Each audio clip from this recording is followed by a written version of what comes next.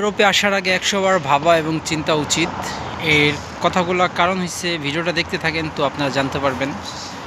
প্রথমত ইউরোপে যারা আসতে চান, যাদের কোনো আত্মীয় স্বজন কেউই থাকে না, তাদের জন্য মূলত ইউরোপ আসা একদমই ঠিক না। যারা স্পন্সর ভিসা হোক বা আনলিগেলভাবে হোক, যেভাবেই হোক আপনারা আসতে চান। আচ্ছা, স্পন্সর ভিসা নিয়ে কথা বলি। যারা স্পন্সর ভিসা আসতে চান বা এগ্রিকালচার, বর্তমান এক একটা লোক যখন আসে তখন তাদের 1টা থেকে 1.5টা বছর চলে যায় এমনি এমনি। এর কারণটা হইছে, যারা স্পন্সর ভিসা আসে, যেই মালিকগুলো নিয়ে আসে, তাদের শুধু দায়িত্ব থাকে আনার ইতালি পর্যন্ত বা ইউরোপ পর্যন্ত, ফ্রান্স পর্যন্ত। পরের যে সাবজেক্টগুলো ওগুলা 90%ই লোকেরা তারা কার্যক্রম করে না। তারা একদমই 90%ই তারা তাদের কোনো খেয়ালই রাখে না। তো সেই মানুষগুলো একটা সময় কি হয়, এই যে আমি যুক্তি দিয়ে বুঝাই, এই যে একটা শপ, একটা দোকান, একটা কসমেটিকের দোকান, এখানে একটা মার্কেট। ধরেন আপনি আসলেন, বাট আপনার আত্মীয় স্বজন নাই, এই দোকানের মালিক আপনাকে নিয়ে আসছে, কিন্তু আপনি যে নিয়ে আসছে এতটুকু পর্যন্ত, আপনি যে একটা কাজ কাম করবেন, এর জন্য তো আপনার ভাষা দরকার, তারপর আপনার ডকুমেন্ট দরকার। আপনার 6 মাস 1 বছর আপনি দেখবেন হতাশ হইতে হইতেই আপনার ধৈর্য ধরতে ধরতে আপনার জীবন শেষ হয়ে যাবো, তছনছ হয়ে যাবো যাই রে। তারপর পরিবারের বলবো, বাবা মা ভাই বোন বা আত্মীয় স্বজন, কিরে ভাই ওরা এত টাকা কামাইতেছে, তুই ইউরোপে যা কি নষ্ট হয়ে গেছিস, তুই ইউরোপে যা পারতেছিস না। এর প্রধান লক্ষ্যটাই হইছে যে আমরা ট্র্যাপে আছি সবাই। তো আমরা যে ট্র্যাপের থিকা আমাদের উচিত যে এইখানতে যেমনি হোক বের হনের। কারণ ইউরোপের যে কালো সাইডটা, এগুলো মানুষ একমাত্র লজ্জা শরমের ভয়ে কেউ কাউকে বলতে চায় না। এটাই সত্যি কথা, বাস্তবতা। তো এই সত্যি কথাগুলো যদি মানুষ বলে না, একটা মানুষ বাংলাদেশে থাকাকালীন তারা প্রভাবিত হয় না। হ্যাঁ, যারা বাংলাদেশে আছে, আমি কিন্তু তাদের জন্য মূলত এই ভিডিওটা বানাইতেছি। যারা ইউরোপে আসার জন্য একদমই নতুন পরিকল্পনা করতেছে, তাদের অনেক কিছু জানা উচিত। আপনি যখন কাজের জন্য যাইবেন, আপনি নিজেই আপনার আত্মবিশ্বাসে থাকবেন। আপনি ইংলিশ পারেন বা যা পারেন, ইউরোপে এক কথায় ইংলিশে 1 টাকার ভ্যালু দেয় না, বা চলেই না এক কথায়, বুঝছেন, পারলেও তারা কয় না।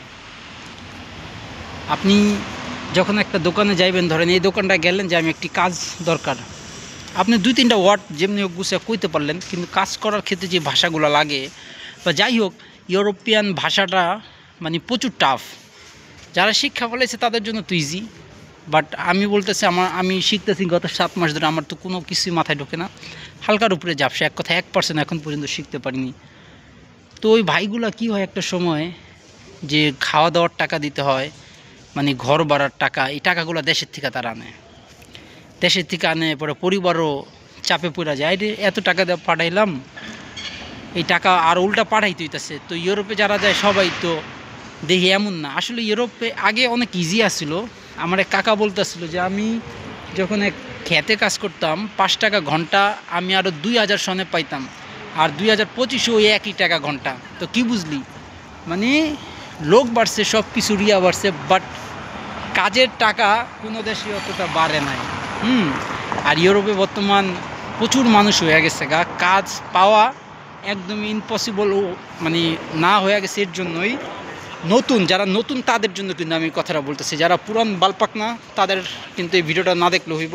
যারা বাংলাদেশে আছে, হ্যাঁ, তাদের জন্য আমি ভিডিওটা করতেছি যে আপনি আসবেন, পরে আপনার 1 বছর 1.5 বছর দেখবেন আপনি কাজ পাইবেন না, আপনার ভাষার জন্য আপনি কিচ্ছু করতে পারবেন না, পরে আপনার অটোমেটিক আপনার দিনগুলো যাইব গা।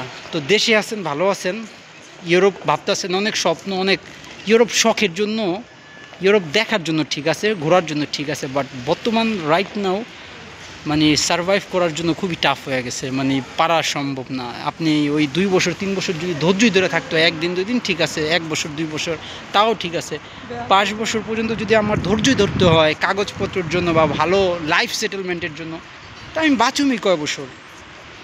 আমি আরও এরকম অনেক ভিডিওগুলো বলতে চাই। আসলে একটা কথা কি, যেই পরিকল্পনাগুলো করি বলুম, সেগুলো ভুলা যায়, পরে এইগুলো তো বলি নাই। তো আমার চ্যানেলটা আপনারা ফলো সাবস্ক্রাইব করে দিয়েন। আমি সবসময় সত্যি কথাগুলো বলতে পছন্দ করি। এর জন্য আমি চাই যারা ইউরোপে আসবো, যে আমরা দূর থেকে দেখছি এই রে ইউরোপ এত সুন্দর, আমাদের মামারা চাচারা যখন আইতো যাইতো, কি না কি, আসলে তেমন কিছুই না। এগুলো হলে এক কথায় ওই একটা বাংলা খারাপ কথা শোনা যায় যে বেশি। তো এরকম আসলে আর আরেকটা কথা কি, মানে বিদেশ করলে আবার ইউরোপ করা উচিত কেন, এর কারণ হচ্ছে একটাই, ইউরোপে ওই যে যাদের অনেক ধৈর্য আছে, 7-8 ইয়ার্স, যারা ধৈর্য ধরে কাগজপত্রগুলো ডকুমেন্টগুলো সব জব্দ করতে পারবে, তাদের জন্য ইউরোপ।